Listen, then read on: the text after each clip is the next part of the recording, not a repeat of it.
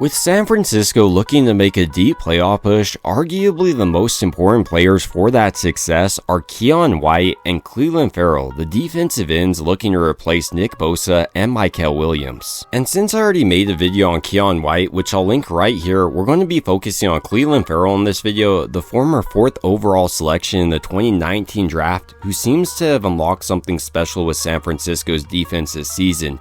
In just 4 games, for instance, he's been able to register 4 sacks. And it's fair to wonder if he's actually improving for San Francisco's defense, as he's coming off a game where he was able to register 9 tackles, a career best, as well as 2 sacks against the Cleveland Browns. So in this video, we're going to dive a little bit more deeply into the player that is Clelin Ferrell, examine his strengths as well as weaknesses, so we can fully understand why I believe he's the perfect player to help San Francisco unlock their playoff potential, with players like Nick Bosa and Mykel Williams missing the remainder of the season. And initially to start, arguably the most important factor to Ferrell's game moving forward for San Francisco's defense is his ability to get to the quarterback, and if he's able to sustain the level of success he's had over these first 4 games. And to me, when you turn on his film, there's just too many positives to think that he won't be able to continue to at least produce at a decent level for San Francisco's defense. One thing that he executes at a high level, for instance, are these stunts, especially when he's running them with Keion White. On these plays, Ferrell is able to showcase why he was the former 4th overall pick for the Raiders. He has prototypical size, length,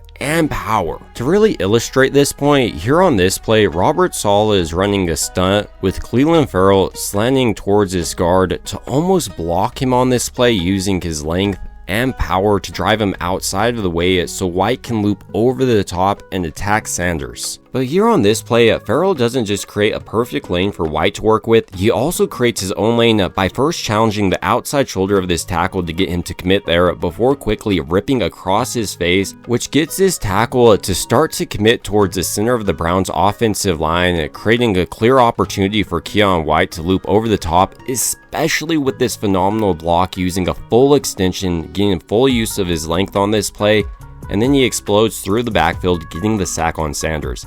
This is a phenomenal play, and I think it showcases why he was a former 1st-round pick. This isn't to say every coach truly understands how to use a player like Ferrell, because obviously they don't, but coaches like Chris Kaczmarek and Saleh do. To further highlight how Saleh has schemed Ferrell into a lot of his success, here he's slanting across his tackle's face with Alfred Collins, and once again Keion White looping all the way across this offensive line to try to pressure Sanders, and on this play, White will be getting to him. In part, this is due to White's athleticism, but it's also his pairing with Ferrell on the field. Here, Ferrell once again gets a nice commitment to the outside before challenging this tackle quickly over the middle, and you have to realize he's trying to stop him from making this block on his guard, but Ferrell once again has too much power for this tackle to stop him, and even though the tackle is able to recognize this stunt on this play, because Ferrell is blocking essentially 2 men right here, this guard and center, it leaves Keion White open to shoot through this gap,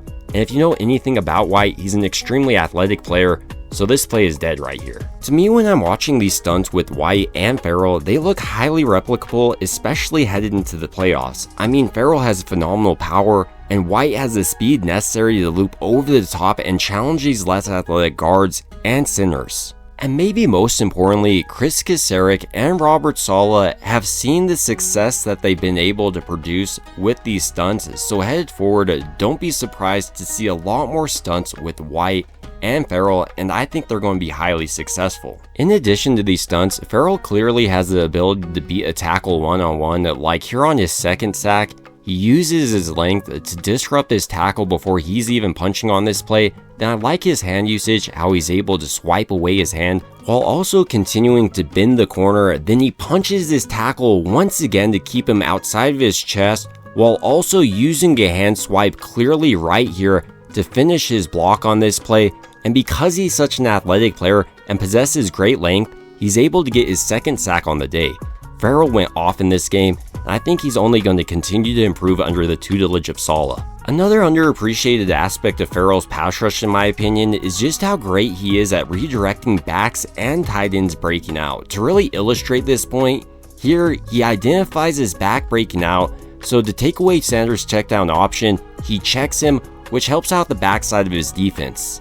In a similar way on this play, Ferrell is able to quickly identify the play action pass from the Browns offense, so he disrupts Fannon's route, effectively taking away Sanders' checkdown option, and then I like his elevation here. He nearly disrupts this pass. In addition to his ability to redirect backs and tight ends coming out of the backfield, Ferrell also does a nice job in his pursuit, and I think he's continued to improve his overall pass rush. To illustrate this point, here on the Browns' last play of the game, Ferrell does a nice job of attacking this tackle to the outside to set up his spin move, and then he uses his hands, a double hand swipe, to disengage from this tackle, and if this guard wasn't here to pick him up, he might have had his third sack of the game right here. But Ferrell doesn't even stop there on this play. He recognizes Sanders potentially wanting to break it out right here, so he uses his agility as well as a hand swipe to disengage from this guard at getting this outside contain, and then with this tackle attempting to pick him up, he's able to shed his block once again with a double hand swipe,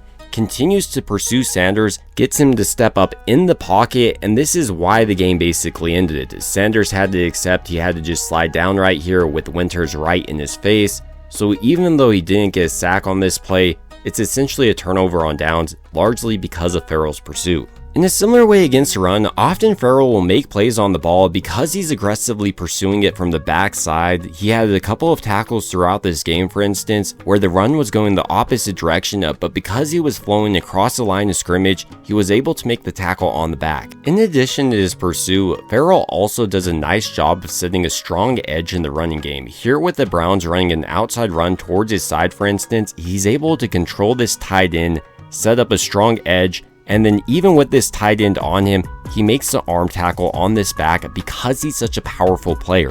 Another benefit to this power is Ferrell has the ability to take on double teams. Here on this play, for instance, this center and tackler are attempting to double team Ferrell up to the second level. But because he's staying low and driving his feet this entire time, they're really not driving him back at all on this play. Then he uses a spin move to beat this double team and ultimately gets this back down for a 2-yard gain on 3rd and 3, bringing up 4th down, and on 4th down, San Francisco's defense was able to get the stop. All of this isn't to say Ferrell's a perfect player, as he needs to continue to improve his pass rush, he needs to ensure that his arm tackles aren't broken as frequently, and he needs to continue to refine his play recognition. But if he is able to continue to refine these aspects of his game, which I think he will head forward and solve his defense, he's going to be crucial for a playoff push. But ultimately, these are just some of my thoughts on Clelin Ferrell, a player Saleh seemingly has been able to unlock, and I'd like to hear your thoughts about him down below as a player. Do you think he's going to be able to continue to have success moving forward, or do you think he's going to fizzle out? Personally, I think he's going to continue to have a pretty solid season. It would also mean a ton to me if you did enjoy this video, if you could go ahead and like and subscribe. It truly helps out the channel a ton, and as always, I hope you guys have a great rest of your day.